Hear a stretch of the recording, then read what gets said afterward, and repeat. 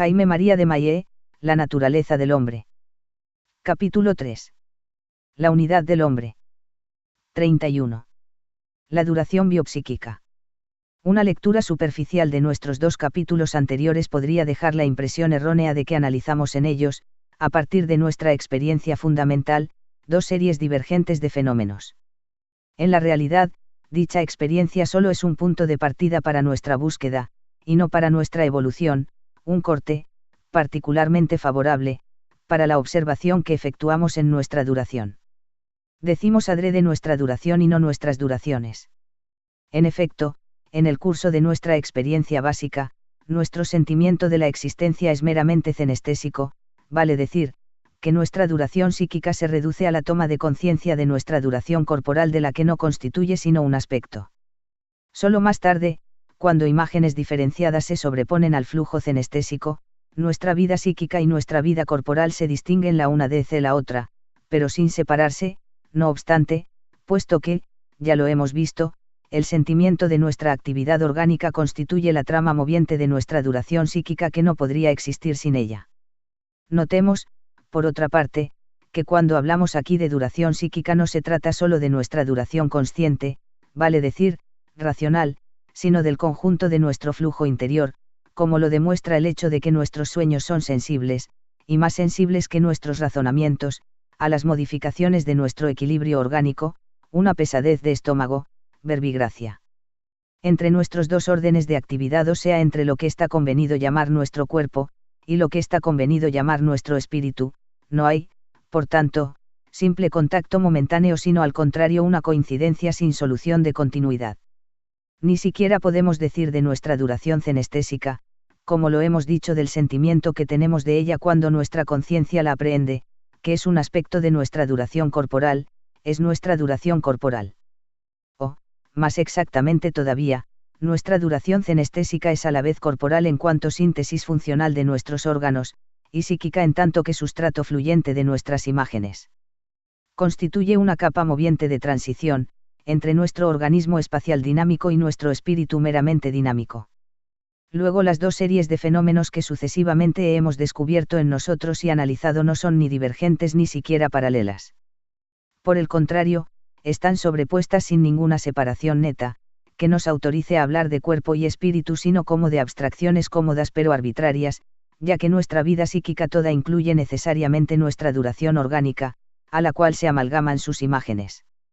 No hay, por tanto, nada sorprendente en que tengamos conciencia de la evolución de nuestro tiempo fisiológico, y nos demos cuenta de que los años solares pasan cada vez más rápidamente a medida que envejecemos, y disminuye nuestra actividad orgánica. Nuestra conciencia se encuentra en la situación del viajero que se siente arrastrado por el tren en que se halla, y compara su velocidad irregular con la del río que corre al lado de la vía. Pero nuestra duración psíquica, ya lo hemos visto, no está ligada completamente a la tarea cenestésica. Posee su movimiento propio, cuyas variaciones dependen del aflujo cambiante de las imágenes. Bien podemos compararla con nuestro viajero de hace un rato, pero siempre que dicho viajero, en lugar de permanecer íntegramente solidario con el movimiento del convoy, camine con paso irregular, en el sentido de la marcha del tren y manifieste así una cierta independencia sin poder, no obstante, prescindir de la velocidad del piso que constituye su sustrato. Pero tenemos que notar aquí un hecho extraño: el tiempo solar nos parece tanto más largo cuanto que más numerosos se insertan en nuestra duración corporal los fenómenos orgánicos, mientras que nos parece tanto más breve cuanto que un número más grande de imágenes se incorpora a nuestra duración psíquica.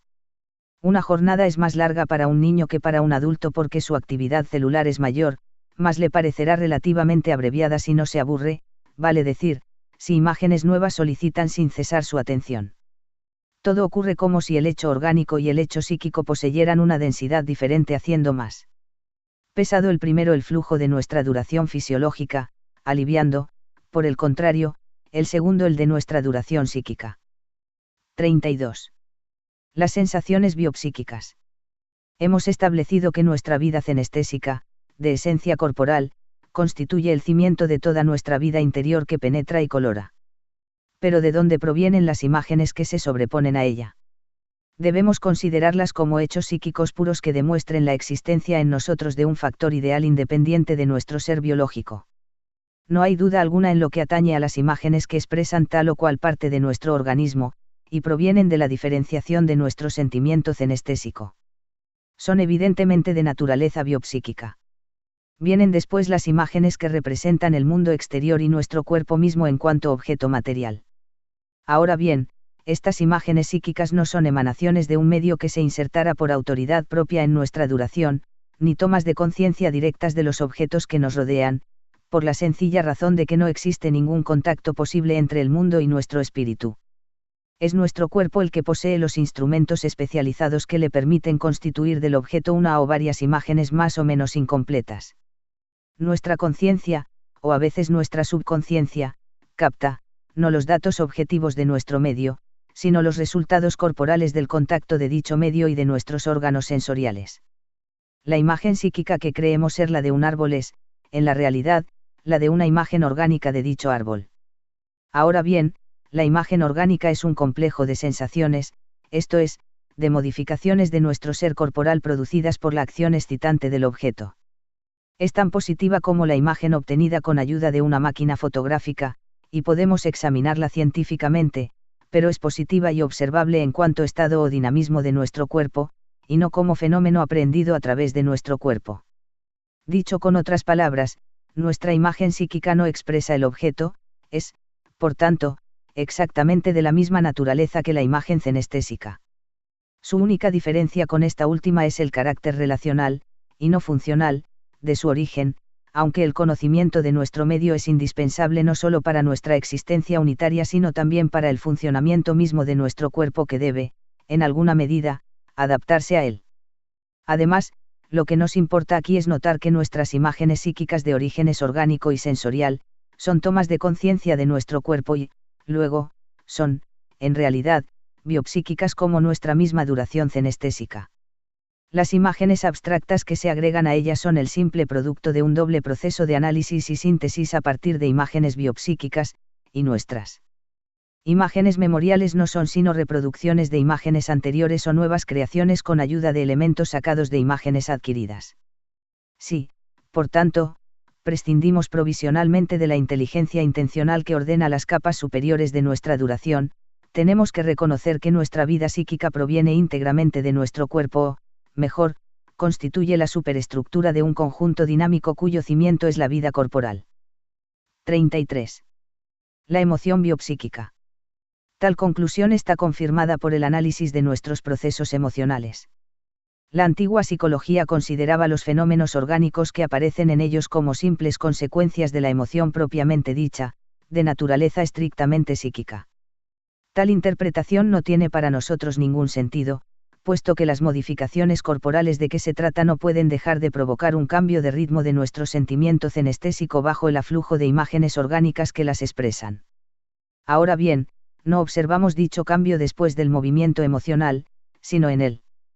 Y, por otra parte, ¿cómo explicaríamos que la tensión psíquica que llamamos emoción no se limitara a la incorporación lisa y llana a nuestra duración de la imagen representativa que está en su origen, sino que correspondiera a una adaptación de todo nuestro ser a lo que significa para él dicha imagen? Que no se nos diga que tal adaptación es posterior a la emoción, puesto que entonces no se justificaría la tensión psíquica excepcional que experimentamos.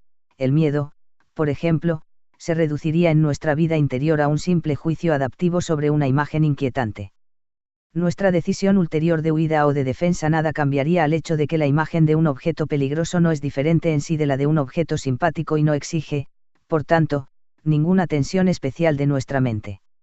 Si dicha tensión se produce, eso demuestra que la emoción incluye las modificaciones orgánicas provocadas por la imagen, y que corresponden no al proceso de adaptación recíproca de nuestra imagen y nuestra duración, sino al de la adaptación de nuestro ser a la situación en que se encuentra o, más exactamente, a un esfuerzo de adaptación más o menos eficaz pero siempre de una intensidad proporcionada a la relación establecida para nosotros entre el fenómeno y el conjunto de nuestra personalidad. La tensión emocional está provocada, pues, no por el esfuerzo psíquico normal de incorporación de la imagen original, sino por el aflujo en nuestra duración de una corriente impetuosa de imágenes orgánicas, que aumentan su volumen de las modificaciones corporales determinadas por un juicio psíquico sobre una imagen de naturaleza sensorial. Nada podría mostrarnos mejor no solo que se trata aquí de un fenómeno biopsíquico, sino también que existe entre nuestra duración orgánica y nuestra duración psíquica, las mismas relaciones y los mismos intercambios que entre los varios estratos de nuestra vida interior. O, más exactamente, que nuestro flujo orgánico solo es, como ya lo hemos visto, la capa fundamental, en el sentido propio de la palabra, de nuestra duración biopsíquica. No hay interacción entre dos series paralelas de fenómenos esencialmente distintos, sino interpenetración constante de dinamismos de la misma naturaleza que se manifiestan según modalidades diversas. Nuestra duración psíquica no es comparable a una capa de aceite que corriera sobre el río, sino más bien a la espuma que la corriente de agua forma en su superficie y reabsorbe en una incesante transformación, con la diferencia esencial de que la espuma solo tiene sobre la masa líquida una acción insignificante, mientras que nuestras capas psíquicas tienen una influencia profunda y decisiva sobre nuestro organismo. Nuestra vida psíquica no es un epifenómeno de nuestra vida corporal, sino un aspecto del dinamismo biopsíquico que solo el análisis logra disociar. 34. El instinto biopsíquico. La unidad esencial de nuestra duración implica una unidad de intención organizadora. Nuestras imágenes, ya lo sabemos, se asocian y se suceden en un cierto orden y nuestros órganos evolucionan según la ley inmanente que corresponde a su función en el organismo. Si nuestra duración psíquica no es sino el estrato superior de un conjunto moviente cuya infraestructura la constituye el organismo, bien tenemos que reconocer que nuestros procesos psíquico y corporal de organización no pueden ser independientes el uno del otro. Consideramos el instinto que hemos definido más arriba como orden del funcionamiento de nuestros órganos. A este título, no nos es posible distinguirlo del orden dinámico de la materia viva en general. La intención funcional de nuestros órganos genitales es exactamente de misma naturaleza que la de nuestro hígado. Sin embargo, solo a la primera llamamos instinto. ¿Por qué? Porque el funcionamiento de nuestro hígado y, luego, su orden, son puramente orgánicos y no tomamos conciencia de ellos sino fundidos en nuestro sentimiento cenestésico, mientras que, por el contrario, el funcionamiento de nuestros órganos genitales se manifiesta en nuestra duración psíquica en forma diferenciada. Es esta manifestación particular la que el lenguaje corriente llama instinto, aunque el término debe lógicamente aplicarse al conjunto del fenómeno. Por otra parte, no se trata aquí de un mero reflejo ni de un simple conocimiento del dinamismo de nuestros órganos genitales, aunque el instinto sexual le corresponde evidentemente y es su expresión consciencial. Sin la tendencia psíquica que emana de ellos, nuestros órganos genitales bien podrían existir. Pero serían incomprensibles y no obrarían, puesto que las transformaciones momentáneas que los hacen aptos para el uso determinado por su naturaleza y su mismo funcionamiento están regidas por nuestro instinto psíquico y por las imágenes, igualmente psíquicas, que las ponen en movimiento. La tendencia psíquica nace, por tanto, del órgano y de su orden funcional, pero el órgano solo desempeña su función por el impulso de la tendencia psíquica. Vale decir que, en realidad, la organización dinámica del órgano se presenta en dos aspectos complementarios igualmente indispensables, siendo el instinto una tendencia funcional biopsíquica que ordena, según su finalidad propia, a la vez las células de nuestro cuerpo y las imágenes de nuestro espíritu. Decimos adrede dos aspectos y una tendencia única. Pues, si analizamos el acto instintivo, podremos legítimamente distinguir en él dos suertes de fenómenos que pertenecen unos a la capa psíquica de nuestra duración, los demás a la capa corporal. Pero en vano buscaríamos una duración instintiva interior y una duración instintiva orgánica. Descubrimos, sin duda, dos especies de hechos integrados en dos complejos dinámicos diferenciados por algunos de sus caracteres, pero una serie instintiva única en que toman lugar fenómenos psíquicos y fenómenos orgánicos que se determinan mutuamente y concurren a un fin común. Podemos, pues, considerar el instinto sea como una tendencia psíquica que utiliza parcialmente una materia prima orgánica, o bien como una tendencia orgánica que utiliza parcialmente una materia prima psíquica. Nada muestra mejor que tal doble posibilidad la naturaleza unitaria del fenómeno examinado. El instinto no expresa ni nuestro ser psíquico con ayuda de nuestro cuerpo, ni nuestro ser corporal con ayuda de nuestro espíritu, sino un conjunto funcional, hecho de imágenes y de células organizadas, que solo tiene sentido y realidad en la simplicidad intencional que domina y dirige la indispensable diferenciación. 35. Unidad de la inteligencia. Este análisis del instinto nos permite aprehender en su todo a nuestra inteligencia organizadora cuya existencia hemos reconocido anteriormente a través de su actividad diversa. Más exactamente, ya sabemos por una parte que nuestras imágenes se suceden según cierto orden que responde a una finalidad, y no al azar, y que existe, por tanto, una inteligencia intencional psíquica que les impone orden y dirección y, por otra parte, que la materia físico-química de que está hecho nuestro cuerpo está organizada con vistas a un cierto resultado, existiendo, por consiguiente, una inteligencia intencional orgánica que la ordena y dirige. Ahora bien, en el caso del instinto tal como lo hemos estudiado, es evidentemente una intención única la que penetra células e imágenes puesto que el fenómeno no puede ser disociado sin desaparecer, y tiende hacia la realización unitaria de nuestro ser por adaptación a él mismo y al mundo. Pero no es este solamente el caso del instinto. Nuestra duración, también ella, posee una intención directriz única y es, sin embargo, a la vez psíquica y orgánica. Tenemos, pues, que concluir a la unidad de la inteligencia organizadora que obra en todo nuestro ser biopsíquico y lo construye en el espacio y en el tiempo. Eso solo parece exacto, empero, para el estrato orgánico de nuestra duración y los estratos psíquicos que le están ligados inmediatamente. Nuestra inteligencia racional parece asociar imágenes en sistemas independientes de nuestra vida corporal. Pero esto no es sino una ilusión. No olvidemos, en efecto, que las imágenes de origen sensorial y las imágenes abstractas que sacamos de ellas vienen de nuestro cuerpo, y están impregnadas de nuestra duración cenestésica antes de ser captadas por nuestra razón. Esta última, por otra parte, posee las mismas propiedades fundamentales que la inteligencia biopsíquica. Ordena las imágenes según una intención directriz que tiende hacia nuestra autorrealización. La única particularidad reside en su manera de obrar por deliberación. Pero la diferencia de procedimientos no supone obligatoriamente una diferencia de naturaleza. La inteligencia racional nos permite elegir entre nuestras posibilidades la que mejor nos hace devenir nosotros mismos, exactamente como nuestra inteligencia biopsíquica. Pero mientras el instinto, verbigracia, nos adapta a nuestro yo y a nuestro medio de un modo automático que no es plenamente eficaz sino en circunstancias invariables y previstas, la razón estudia los datos del nuevo problema que se plantea y nos permite adaptarnos a él. La intención es, por tanto, idéntica e igual el resultado. No por eso queda menos claro que ambos procedimientos se sobreponen y, a veces, se contradicen. Nuestra razón a menudo se opone a un acto que nuestro instinto nos impele a realizar o, por el contrario, nos incita a actuar cuando nuestro instinto nos retiene.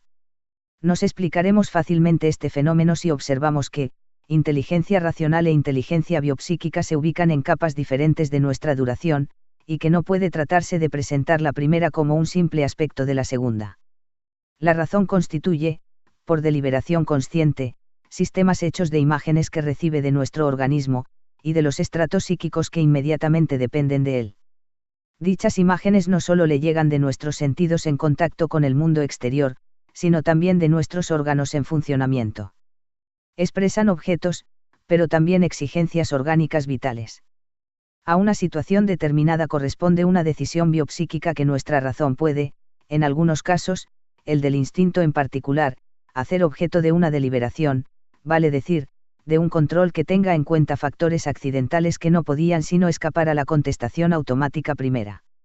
La inteligencia racional puede, por consiguiente, contradecir la inteligencia biopsíquica sin por eso responder a una intención ni, por tanto, a una finalidad diferentes. La ley bien hecha y el juez íntegro poseen el mismo propósito, sin embargo, el juez no aplica la ley como lo haría un cerebro electrónico. Podrá equivocarse donde la máquina funcionaría sin falta, pero sus decisiones estarán más matizadas porque tomará en cuenta elementos que no podrían sino escaparse a un instrumento concebido para dar una respuesta, y una única, a cada tipo de problema planteado. La inteligencia racional es de la misma naturaleza que la inteligencia instintiva y la inteligencia orgánica propiamente dicha, pero trabaja según modalidades diferentes. O, más exactamente, se trata aquí de formas diferenciadas que adquiere nuestra inteligencia intencional en los varios planos de nuestro ser. Podemos agregarles nuestra inteligencia intuitiva merced a la cual captamos al mundo y a nosotros mismos por dentro, en su movilidad fundamental. Nuestra inteligencia organizadora se manifiesta, por tanto, en varias corrientes de modalidades distintas que tienden, por varios caminos, hacia nuestra realización adaptiva. Orgánica o psíquica, pero hemos visto con el instinto cuán relativa es tal distinción, expresa una intención única. 36. Los genes biopsicúticos. Nuestra demostración todavía no es, sin embargo, del todo satisfactoria. Pues podemos concebir fuerzas de organización de la misma naturaleza que obren según una misma intención y concurren a un mismo resultado, pero no obstante distintas las unas de las otras e individualizadas, como lo son los obreros de una cuadrilla que realizan, cada uno en su lugar, un trabajo común. Dicho con otras palabras, nuestro orden vital podría ser obra de dos inteligencias, orgánica y psíquica, más o menos coordinadas en su acción según las capas de nuestra duración, y por fin convergentes. Para resolver esta última dificultad, tenemos que examinar cuál es el origen de nuestras corrientes de inteligencia. Si es múltiple, deberemos admitir que su unidad es meramente pragmática. Si es única, podremos, al contrario, afirmar su unidad esencial. ¿De dónde viene nuestra inteligencia orgánica? La biología nos contesta, sin discusión posible, que existen en el huevo original corpúsculos llamados genes que rigen el desarrollo de nuestro cuerpo. De ellos dependen no solo nuestra estructura dinámica indispensable, sino también nuestros caracteres peculiares accidentales. Tenemos un corazón y dicho corazón posee tales o cuales dimensiones, late según tal o cual ritmo, y provoca así una circulación sanguínea más o menos intensa, porque nuestra célula original contenía uno o varios genes que han dirigido la diferenciación celular, y, por consiguiente, la organización de la materia físico-química absorbida, en un cierto sentido más bien que en tal otro. Para no rehacer aquí los largos análisis que consagramos en una obra anterior a la elucidación de este problema, diremos simplemente que todo pasa como si los genes fueran inteligencia organizadora, condensada en forma de materia que se desintegrara, poco a poco, en energía directriz de nuestra evolución corporal. Nuestro huevo primitivo contenía o era en potencia todas nuestras posibilidades futuras, con su energía de actualización y, luego, de elección. No se trataba, por tanto, de un plan inerte que realizáramos merced a la energía química absorbida en el curso de nuestra existencia, sino de una fuerza creadora de nuestro ser corporal y adaptadora de nuestro organismo a sus condiciones de vida, luego de una fuerza de desarrollo y funcionamiento. Ya que sabemos que de nuestro organismo dependen no solo ciertos datos de nuestra duración psíquica sino también, en alguna medida, su orden, y puesto que, por ejemplo, de nuestra actividad circulatoria depende en parte el temperamento que nos hará ordenar nuestras imágenes de tal manera más bien que de tal otra, tenemos que admitir que nuestras tendencias biopsíquicas provienen de nuestros genes. ¿Cómo dudarlo si nuestros instintos son inseparables de los órganos cuyo orden funcional constituyen? Quedan, por tanto, nuestra inteligencia racional y nuestra inteligencia intuitiva. Ahora bien, eso que llamamos corrientemente nuestra inteligencia solo es un carácter entre muchos que definen nuestro ser. Se desarrolla con nuestro organismo. La biología nos enseña que es posible modificarlo obrando, según diversas técnicas, sobre los genes de nuestra célula primera, constituye además un factor hereditario. No queda, pues, ninguna duda, nuestra inteligencia psíquica es, exactamente como nuestra inteligencia orgánica, actualización de una energía organizadora que existía en potencia en nuestros genes. En caso contrario, por lo demás, ¿de dónde provendrían? Tendríamos que admitir una intervención divina creadora a lo largo de toda nuestra evolución, vale decir, en el tiempo, lo que es teológica y psicológicamente inconcebible. En el huevo, nuestra inteligencia existía, por tanto, entera, con sus varias posibilidades y modalidades. Conclusión lógica, puesto que nuestra razón y nuestra intuición no tendrían sentido alguno fuera del conjunto biopsíquico que les suministra la materia prima a organizar, sin la cual toda existencia dinámica le sería imposible. 37. El pensamiento psíquico es orgánico.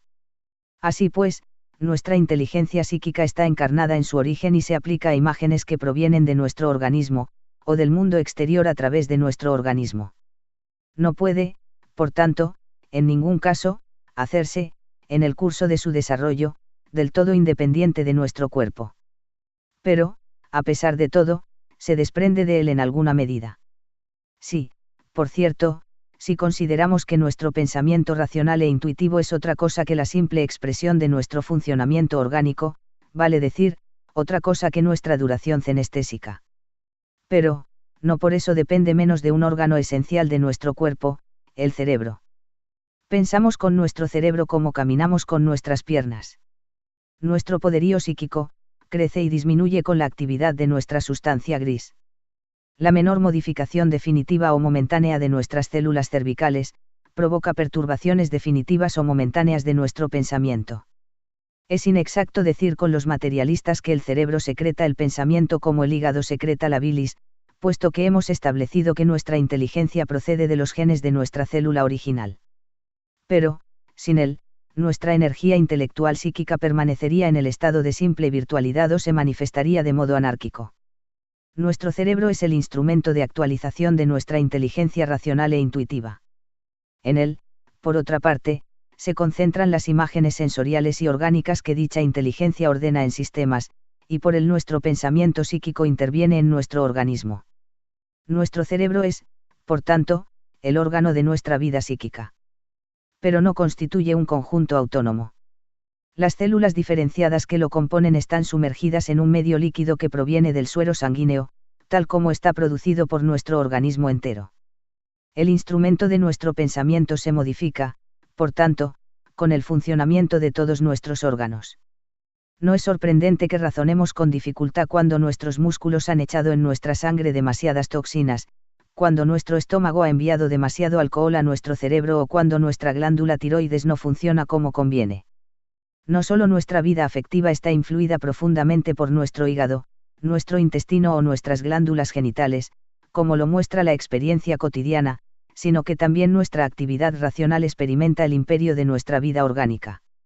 El encadenamiento lógico de las imágenes abstractas depende del estado de nuestras vísceras, de nuestras glándulas, de nuestros músculos y hasta de nuestros huesos.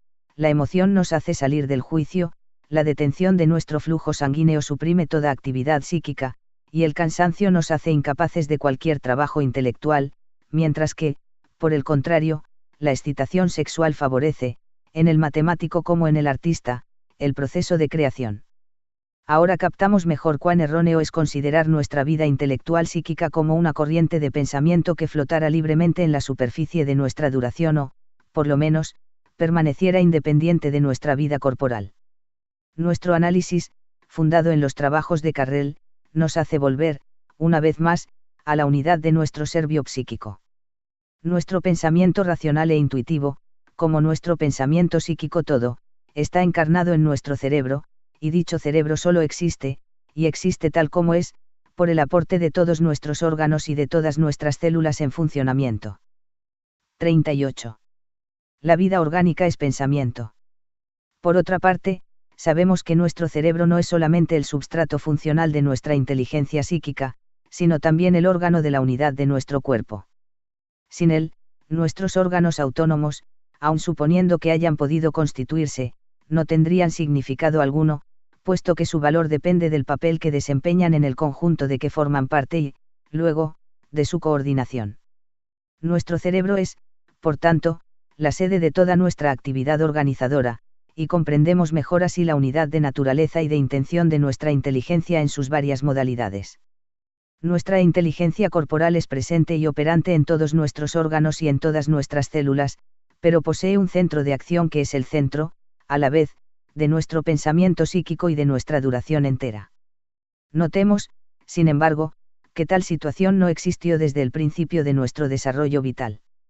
El encéfalo no estaba en el huevo sino en potencia, y se diferenció solo después de un cierto lapso de evolución embrionaria. Es, por tanto, como nuestro cuerpo todo, actualización de virtualidades y organización de materia físico-química por nuestra inteligencia orgánica. Esta última contenía, pues, o llevaba, lo mismo da, puesto que nuestros genes eran nuestra inteligencia entera, nuestro pensamiento psíquico en potencia. Dicho con otras palabras, nuestra inteligencia se diferenció solamente después de un cierto tiempo de actividad orgánica, en el curso de la cual constituyó el órgano que permitiría su diferenciación. Eso confirma nuestra concepción unitaria, es indiferente para nuestra inteligencia ordenar corpúsculos materiales o imágenes. El trabajo es de la misma naturaleza, y solo cambia la materia prima. Así, el arquitecto ordena con idéntica facilidad las imágenes abstractas de sus cálculos y los ladrillos concretos del edificio que construye. La función propia de la inteligencia, como la del arquitecto, es la de establecer relaciones entre elementos dados. Ya hemos visto, por otra parte, que estas relaciones no son de cualquier naturaleza y no dependen del azar, aunque el azar interviene en la elección de nuestras posibilidades potenciales, sino de una intención. ¿No posee también el arquitecto una intención única cuando calcula y cuando edifica? Sí, por tanto, nuestro pensamiento psíquico consiste en relaciones, determinadas por su intención directriz, que nuestra inteligencia establece entre las imágenes, como deberemos llamar la sucesión de relaciones que dicha misma inteligencia establece entre moléculas y células, sino pensamiento orgánico. La naturaleza del trabajo es idéntica en ambos casos, y la intención que lo dirige es la misma. Las únicas diferencias que podemos notar, entre pensamiento psíquico y pensamiento orgánico, se deben a los caracteres propios de los materiales empleados. Moléculas y células poseen una rigidez relativa que reduce el número y la naturaleza de las combinaciones posibles, y también la amplitud de las modificaciones de su orden. Así la fantasía, esto es, los intentos al margen de la línea teórica impuesta por nuestra intención directriz, está descartada de nuestra actividad orgánica mientras que constituye un modo habitual de progresión psíquica. Por la misma razón, nuestra elección orgánica es más limitada que nuestra elección psíquica, y las variantes posibles de nuestra evolución corporal son mucho más reducidas que las de nuestra duración imaginal. Por otra parte, la materia prima de nuestra vida psíquica, vale decir, las imágenes que le llegan de nuestro cuerpo y del mundo exterior, es infinitamente más diversa que los elementos químicos que se incorpora a nuestro organismo. No es nada sorprendente, pues, que nuestra duración esté tanto más cambiante y multiforme cuanto que más se alce por encima de su substrato corporal. 39. Materia e inteligencia. En este punto de nuestra búsqueda, debemos plantearnos la pregunta esencial, que queda de las viejas teorías dualistas que consideraban al hombre como una asociación de dos seres yuxtapuestos pero interactivos, el cuerpo y el espíritu. Exactamente nada, puesto que hemos mostrado que el cuerpo está organizado por un pensamiento inmanente que no es sino la inteligencia intencional que también ordena nuestra vida psíquica, y que nuestro espíritu es orgánico por las imágenes que constituyen los elementos de su duración, y por el instrumento que exige para manifestarse. Cuerpo y espíritu no son, pues, sino sistemas arbitrariamente aislados por nosotros de un conjunto unitario en base a una propiedad única, la extensión que posee el cuerpo y no posee el espíritu. Ahora bien, dicha propiedad no es esencial. Sabemos, en efecto, que la materia físico-química solo es una forma particular de la energía momentáneamente condensada. Nos es factible transformarla de potencial en cinética, sea por reacciones químicas que no son sino cambios parciales de la forma de la nube atómica, o sea, más completamente, por desintegración nuclear. No se trata, en lo que a nosotros atañe, de una posibilidad meramente teórica. Nuestro cuerpo no está compuesto de elementos materiales inertes. Las moléculas que los constituyen se transforman continuamente por reacciones químicas. Por otra parte, el influjo nervioso que transmite nuestras imágenes a nuestro cerebro y, por él, a nuestra duración y cuya naturaleza todavía es, para los biólogos, tema de controversia, no posee, sin duda alguna, masa ni volumen. La extensión no basta, pues, para delimitar nuestro cuerpo de modo valedero, aun cuando admitamos que la inteligencia orgánica constituye en él una intromisión psíquica. Pero, por otra parte, ¿en qué consiste nuestra inteligencia organizadora? Hemos visto que efectúa un trabajo y no puede, por tanto, reducirse a un mero esquema inerte que la materia físico-química siguiera en el curso de su evolución, como el tren sigue los rieles. Ahora bien, el trabajo es, precisamente, el criterio funcional de la energía. Luego, nuestra inteligencia es energía, pero una energía diferente de aquella que se manifiesta en las reacciones químicas como en la desintegración nuclear, puesto que esta última se caracteriza por una mera expansión sin orientación, mientras que la inteligencia es autodirigida y directriz. Más todavía, esta energía intelectual que obra en la materia extensa de nuestro cuerpo como en las imágenes de nuestro espíritu, vale decir, en realidad, en nuestras moléculas físico-químicas y en nuestra duración, y se presenta a nosotros, en el curso de su trabajo de organización, en forma cinética, ya la hemos encontrado, en nuestra célula original, con el aspecto de genes, vale decir, de una materia extensa de extraordinario peso atómico.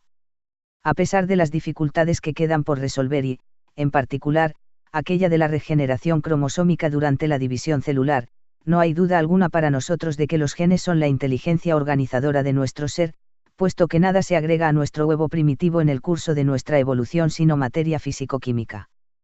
Podemos, pues, definirnos como energía intelectual encarnada en energía potencial condensada que se transforma, poco a poco y parcialmente, por reacciones químicas, en energía cinética. Cuerpo y espíritu nos aparecen claramente como los datos artificiales de un análisis insuficiente, y debemos reemplazarlos por materia físico-química e inteligencia, precisando bien que no son estos nuevos nombres, sino realidades que se oponen esencialmente a la antigua distinción. Agreguemos que entre energía físico-química y energía intelectual, el criterio de diferenciación no es la extensión, puesto que acabamos de ver que ésta constituye una modalidad potencial de toda energía, sino la orientación y el poderío director que le está ligado. 40. Dualidad o unidad. Quizás se nos haga notar que nuestro análisis no reduce a la unidad los dos factores tradicionales de nuestro ser, y se limita a desplazar su línea de separación. Es indudable que, a pesar de su idéntica naturaleza energética, inteligencia y materia físico-química no pueden confundirse y que estamos compuestos, por tanto, de dos elementos bien diferenciados. Pero la dualidad constitutiva no excluye en absoluto la unidad. Un motor está hecho de numerosas piezas, nadie, empero, pensará en definirlo como una yuxtaposición de elementos. ¿Por qué? Porque su complejidad no aparece sino en el análisis y está dominada por su unidad funcional, siendo el funcionamiento lo esencial en un motor. Lo mismo ocurre con nuestro ser. Aislada de la inteligencia que la organiza en nosotros, nuestra materia físico-química no posee ningún carácter humano. Pero nuestra inteligencia intencional es impensable en sí, puesto que tiene precisamente por razón de ser su inmanencia en la materia sin la cual permanecería en potencia, cuando cualquier potencia solo es comprensible a la luz del acto en que se transformará. Nuestra vida, vale decir, nuestra actividad funcional, no es una simple suma de dos factores, sino el resultado unitario de una acción de nuestra inteligencia sobre su indispensable soporte físico-químico. No podemos, por tanto, admitir las teorías monistas que reducen uno a otro dos factores de los que hemos notado las diferencias esenciales y funcionales.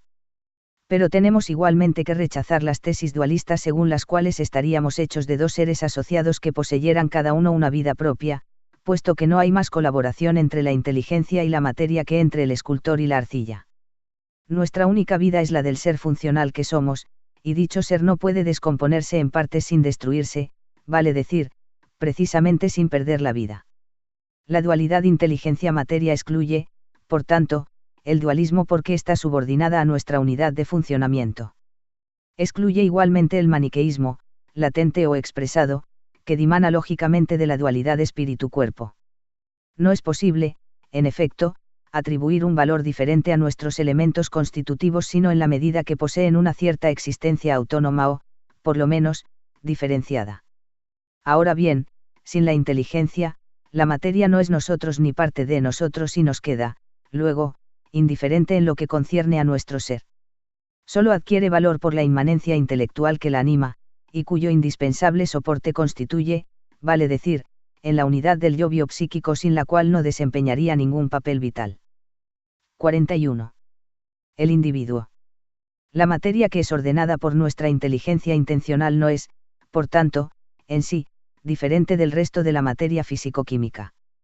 Solo está diferenciada de él por la organización particular que la separa del conjunto de que forma parte, y la incorpora a nuestro ser cuyo material básico constituye. Aun una vez incorporada, no lo está definitivamente, puesto que, a lo largo de nuestra vida, adquirimos y rechazamos elementos físico-químicos en una continua renovación.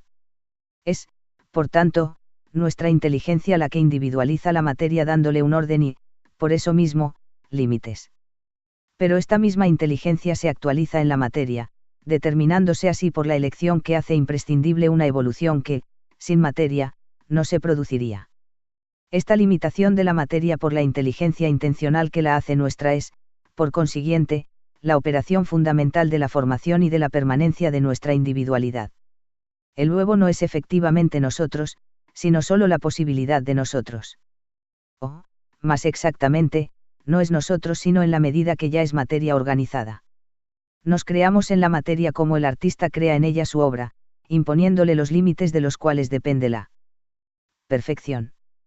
Por esa creación, somos, por tanto, un individuo, vale decir, un conjunto funcional relativamente aislado y cerrado. Poseemos dimensiones y una cohesión biopsíquicas, que hacen de nosotros un objeto que se distingue del medio en que está colocado y con el que mantiene relaciones. Manifestamos una continuidad que hace que permanezcamos siendo nosotros a lo largo de toda nuestra evolución y a través de las formas sucesivas que nos impone o, mejor dicho, que podemos cortar en el cambio insensible que vivimos, continuidad definida por los límites temporales de nuestra concepción y de nuestra muerte. Tenemos, por fin, un movimiento interno, celular, humoral e imaginal, dirigido por nuestra inteligencia intencional, y que se produce, no en circuito cerrado, puesto que nuestra materia físico-química se renueva y nuestras imágenes aumentan en número y pueden ser comunicadas por nosotros al exterior, pero sí, por lo menos, según un sistema funcional autónomo. En cuanto individuo, somos, pues, una parte diferenciada del universo.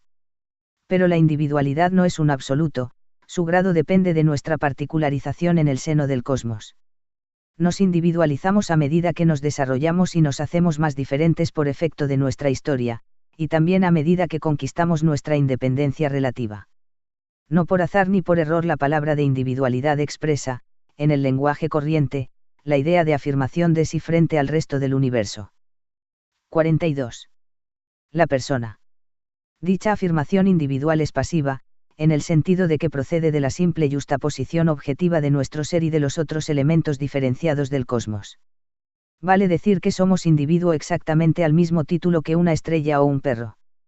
Pero, al contrario de la estrella y, en alguna medida, del perro, no somos solamente un objeto dentro de otros, sino también un sujeto que conoce los objetos de que se distingue, y se conoce como un objeto. Nuestra afirmación de nosotros mismos es, por consiguiente, activa. Se manifiesta, ya lo hemos visto, por una reflexión, en el sentido propio de la palabra, acerca de nuestro ser, o sea por una autoconciencia de lo que somos. No constituye un fenómeno parasitario o suntuario de nuestra evolución vital, sino, por el contrario, contribuye a la realización de nuestra intención directriz, merced al juicio deliberado que nos permite y que se superpone a los juicios automáticos que completa. Sabemos, por otra parte, que la conciencia, instrumento de nuestro ensimismamiento, no es sino la razón que se proyecta sobre el objeto particular que constituimos para ella. De ahí resulta que no somos solo un individuo objeto, sino también un sujeto racional de quien la acción de autoconocimiento y autoorganización constituye un carácter esencial y un modo propio de progresión intencional, vale decir, una persona. No sin alguna vacilación empleamos este término que encubre demasiado a menudo una mitología político-filosófica sin relación con los datos reales del problema. Sin embargo, tenemos que marcar y nombrar lo que nos diferencia, en cuanto ser humano, de objetos a veces más individualizados que nosotros, pero que no poseen capacidad racional. La persona no es un alma platónica que se agrega a nosotros, no es un principio espiritual trascendente que valoriza nuestro ser individual y le da intención directriz y libertad. Tal dualismo maniqueo que hace de la persona y el individuo dos entes asociados nadie sabe por qué ni cómo, puesto que se oponen por lo menos tanto como se completan, no se funda en ninguna observación satisfactoria. La persona, ni siquiera es un principio de racionalidad que se suma al individuo que somos, puesto que, precisamente, nuestra razón es un dato indispensable de nuestro ser. Somos un individuo racional, un individuo que delibera algunos de sus actos, un individuo que tiene el poder de ensimismarse, examinarse y, parcialmente, conocerse. Suprimamos, por el pensamiento, razón, deliberación e introspección, el sistema funcional que constituimos se disuelve, y nuestra individualidad desaparece con él. Persona e individuo no son, por tanto, sino dos aspectos complementarios de nuestro ser considerado desde dos puntos de vista diferentes, el individuo es la persona en cuanto objeto, la persona es el individuo en cuanto sujeto. No somos, en absoluto, el lugar de interferencia del espíritu y de la materia, medio ángel y medio animal, sino un ser biopsíquico, unitario y no unificado. No somos individuo en razón de nuestra materia y persona en razón de nuestro espíritu, sino simplemente individuo en cuanto somos y persona en cuanto sabemos que somos. La racionalidad nos es esencial, y solo tomamos conciencia de nosotros mismos en nuestro ser entero. 43. La personalidad. En último término, en lo que atañe al hombre, individuo y persona son sinónimos, puesto que ambos nos definen en nuestra completud y nuestra unidad, aunque bajo luces distintas. Los factores de nuestra individualidad son, por tanto, igualmente los de nuestra personalidad. Aunque esta última palabra, aplicada al conjunto de los datos peculiares que hacen que seamos nosotros y no algún otro, estrictamente no es exacta, acierta sin embargo, porque marca muy bien que nuestra conciencia no constituye una parte autónoma de nuestro ser, sino que depende, por el contrario, del todo en que está integrada de modo esencial, incluidos los datos no conscientes, que forman su indispensable substrato. Pero no debemos olvidar que los rasgos biopsíquicos que nos personalizan, vale decir, que nos hacen humanamente distintos de los otros sujetos, diferenciándonos cualitativamente de nuestros semejantes, nos individualizan al mismo tiempo como objeto, como sistema relativamente cerrado. No por eso queda menos claro que poseemos una individualidad por el simple hecho de tener una estructura celular, humoral, nerviosa y psíquica, estructura, que se establece y se conserva solo por el funcionamiento, mientras que nuestra personalidad depende de las peculiaridades de dicha estructura y de su movimiento funcional. Las más evidentes de tales peculiaridades son físicas. Tenemos una altura y una corpulencia, un color de piel y de pelo, una forma de cráneo, una fuerza muscular, una fisonomía y también un modo de portarnos y movernos que no pertenecen sino a nosotros y bastan para hacernos reconocer. Pero nuestro físico solo es la apariencia de nuestro organismo, hecho de un triple sistema de tejidos, humores y nervios cuya personalidad química y fisiológica es observable, aunque muy imperfectamente, en el curso de ciertas operaciones tales como el análisis, el injerto, la transfusión de la sangre y la experimentación sensorial. Nuestro organismo, en cuanto funcional, posee una personalidad biológica que se manifiesta por su capacidad de adaptación y por su ritmo interior. En fin, tenemos una duración biopsíquica cuya evolución no es idéntica a ninguna otra, y una combinación de caracteres mentales cuyo equivalente exacto en vano buscaríamos en otros. Pero ¿para qué insistir? Bien sabemos, y nadie lo duda, que no tenemos un doble perfecto. Estamos tan diferenciados por nuestras moléculas para el químico, por nuestros tejidos para el fisiólogo, por nuestras reacciones orgánicas para el biólogo y por nuestro carácter para el psicólogo como por la forma de nuestra nariz o el color de nuestros ojos para el hombre de la calle. ¿Cómo extrañarnos de eso cuando sabemos que nuestro ser biopsíquico entero es el producto de la acción, sobre un medio polimorfo y cambiante, de una intención directriz personal? El medio basta para diferenciar dos mellizos de igual composición cromosómica hereditaria, pero dos hermanos comunes criados exactamente del mismo modo en el mismo ambiente, resultan diferentes. Nuestra inteligencia intencional personaliza los productos químicos que nos incorporamos y las excitaciones sensoriales que registramos. Pero dichos productos y dichas excitaciones orientan nuestra elección adaptiva entre nuestras posibilidades, y la historia de nuestras elecciones pasadas pesa sobre nuestra elección presente. Podemos decir que bastaría, para diferenciar esencialmente a dos mellizos el uno del otro, una molécula o imagen única que absorbiera solamente uno de ellos. Pero no es menos cierto que nuestra personalidad puede ser aplastada por una disciplina niveladora o un medio con el cual no podamos armonizarnos, a menos de que nuestra tensión personal sea suficientemente poderosa como para resistir todas las presiones y salvar todos los obstáculos. De dicha tensión depende igualmente el rigor de nuestra progresión intencional y, en particular, la concentración en un ímpetu único, de los varios estratos de nuestra duración que tienden, naturalmente, a conquistar su independencia y a afirmarse. Así lo comprobamos en algunas enfermedades mentales, como otras tantas personalidades sobrepuestas y a veces opuestas. La unidad de nuestro ser, por tanto, está ligada a su personalidad, vale decir, a su unicidad. 44. Esencia y existencia. Quizás se nos objete que, en tales condiciones, nuestra unidad presente sin duda está asegurada, pero que nuestra unidad histórica queda, por el contrario, mal parada, puesto que nuestra personalidad se transforma sin cesar en el curso de su evolución. Aun cuando algunos rasgos se mantienen sin cambio a lo largo de nuestra existencia, no por eso se comprende menos que no somos el mismo en nuestro nacimiento que en nuestra concepción, ni a los 90 años que a los 30. La materia físico-química de la que está hecho nuestro cuerpo se renueva íntegramente varias veces en el curso de nuestra vida. Nuestras imágenes se acumulan en nuestra memoria y pesan siempre más y diferentemente sobre nuestra vida psíquica. Nuestra intención directriz nos realiza, en las varias épocas de nuestra vida, por elecciones que, en circunstancias idénticas, no tienen nada de común y hasta son contradictorias. Nuestro carácter cambia como nuestro temperamento. En fin, la relación entre nuestras posibilidades aún potenciales y nuestros actos ya cumplidos varía sin cesar. Nuestra individualidad no está perjudicada, puesto que nos modificamos paulatinamente y sin solución de continuidad.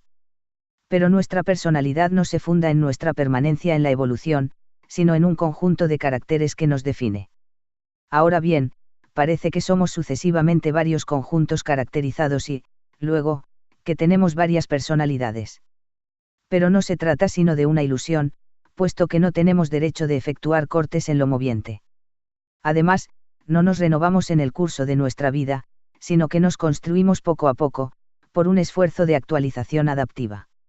Nuestra personalidad parece transformarse mientras se crea, y lo que tomamos por fases diversas y hasta por personalidades sucesivas, solo son, en la realidad, las etapas, por otra parte arbitrariamente cortadas por nosotros, de tal creación.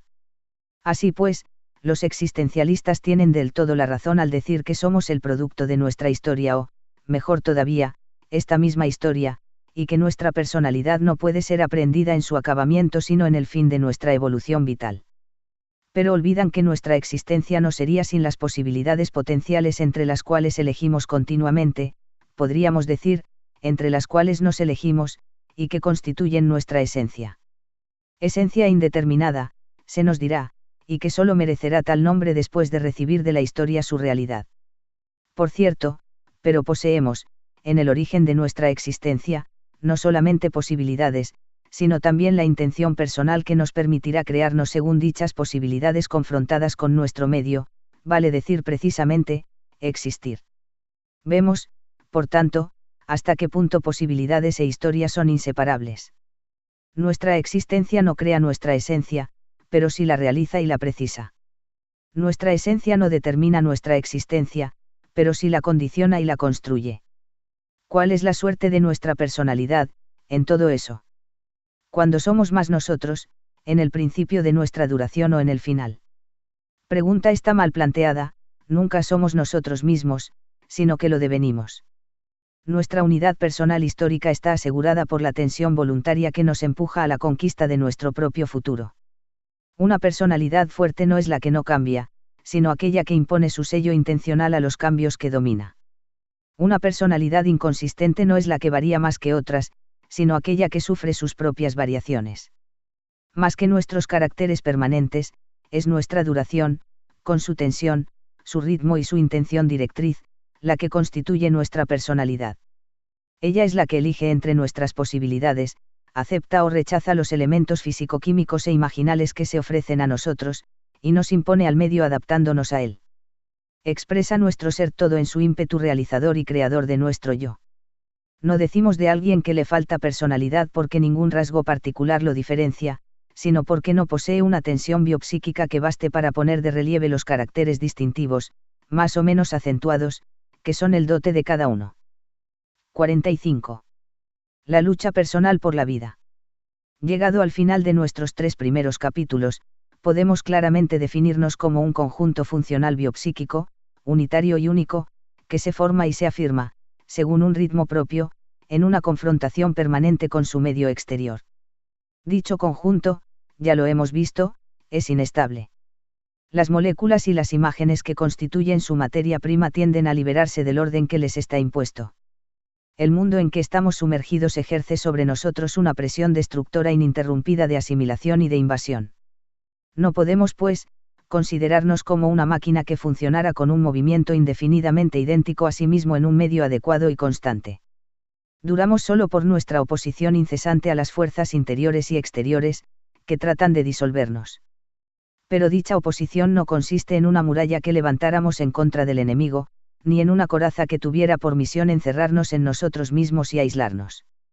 La ruptura de nuestra armonía funcional no es, en efecto, la simple consecuencia de nuestra multiplicidad orgánica e imaginal y de nuestro contacto indispensable con nuestro medio. Si las circunstancias interiores y exteriores no nos obligaran a elegir, a cada momento, entre nuestras virtualidades la que mejor nos conviene, seríamos incapaces de cualquier decisión y, como el asno de Buridán, quedaríamos inmóviles entre nuestros varios posibles, ya no evolucionaríamos, y nuestra duración se detendría, con la muerte como consecuencia. La adaptación merced a la cual restablecemos continuamente nuestra armonía comprometida no es, por tanto, una obligación penosa y no acarrea ningún despilfarro de fuerzas. Prosigue, al contrario, el indispensable proceso de nuestra progresión vital. Duramos en y por una lucha permanente en defensa de nuestro orden funcional, y esta lucha es el factor de la actualización de nuestro ser potencial, vale decir, el factor de nuestra existencia. Nuestra duración consiste, pues, en un esfuerzo constante de superación dialéctica de la contradicción que nos opone a nuestro medio y a nosotros mismos en cuanto complejo. Esfuerzo constante, pero no siempre semejante a sí mismo, ya que nuestro dinamismo personal se desarrolla según un ritmo variable de tensión y de relajamiento que corresponde a las exigencias de nuestra lucha y puesto que, por otra parte, se manifiesta, desigualmente a través de nuestros varios estratos biopsíquicos. Nos afirmamos, con una eficacia más o menos sostenida, en un ímpetu de autorrealización adaptiva, merced a nuestra lucha por la armonía personal, vale decir, nuestra lucha por la vida.